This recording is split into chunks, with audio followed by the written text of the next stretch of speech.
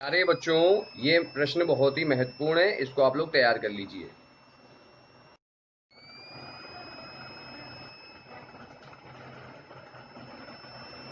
Hello बच्चों, मेरा नाम शिवम शुक्ला है। आज मैं आपको बता रहा हूँ बहुत ही महत्वपूर्ण प्रश्न जो आपकी परीक्षा में पूछे जाएंगे।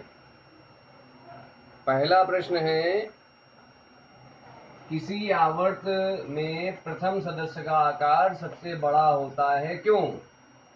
तो किसी भी आवर्त में प्रथम सदस्य का आकार सबसे बड़ा होता है क्योंकि प्रभावी नाभिकीय आवेश का मान निम्नतम होता है। अब क्वेश्चन है, प्रभावी नाभिकीय आवेश क्या होता है? नाभिक में प्रोटॉन होते हैं, न्यूट्रॉन होते हैं। तो नाभिक में उपस्थित प्रोटॉनों की संख्या को, धनावेश इकाइयों की संख्या को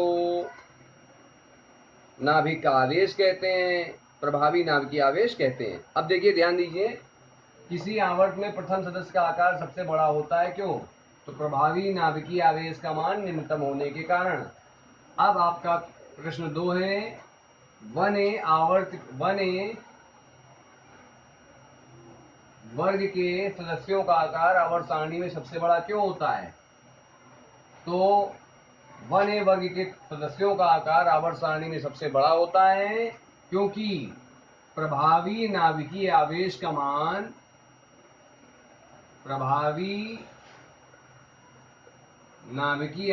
मान निम्नतम होता है।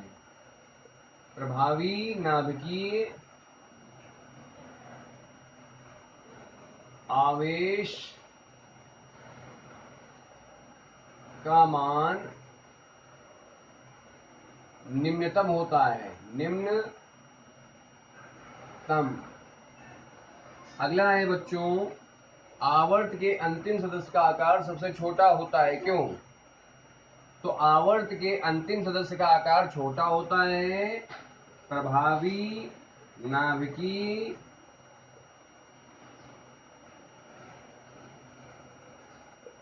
आवेश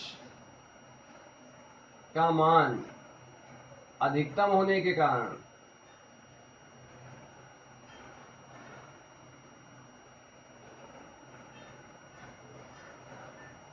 फिर से देखिए बच्चों, पहला क्वेश्चन था, किसी आवर्त में प्रथम सदस्य का आकार सबसे बड़ा होता है, क्यों? प्रभावी नाभिकीय आवेश का मान निम्नतम होने के कारण। अब यहाँ इसका उल्टा क्वेश्चन है, आवर्त के अंतिम सदस्य का आकार सबसे छोटा क्यों होता है? तो प्रभावी नाभिकीय आवेश का मान अधिकतम होने के कारण। प्रश्न नंबर 4 है, 7A वर्ग या हेलोजन का आकार आवर्त सारणी में सबसे कम होता है, क्यों? तो 7A या हेलोजन का आकार आवर्त सारणी में सबसे कम होता है क्योंकि इसके प्रभावी नाभिकीय आवेश का मान अधिकतम होता है। यहाँ पर क्वेश्चन है, सबसे कम क्यों होता है? सबसे कम क्यों होता है?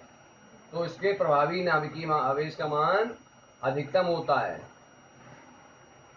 वर्ग के प्रथम सदस्य का आकार सबसे छोटा होता है, क्यों? तो वर्ग के प्रथम सदस्य का आकार सबसे छोटा होता है क्योंकि कक्षाओं की संख्या सबसे कम होती है। वर्ग के प्रथम सदस्य की कक्षाओं की संख्या सबसे कम होती है।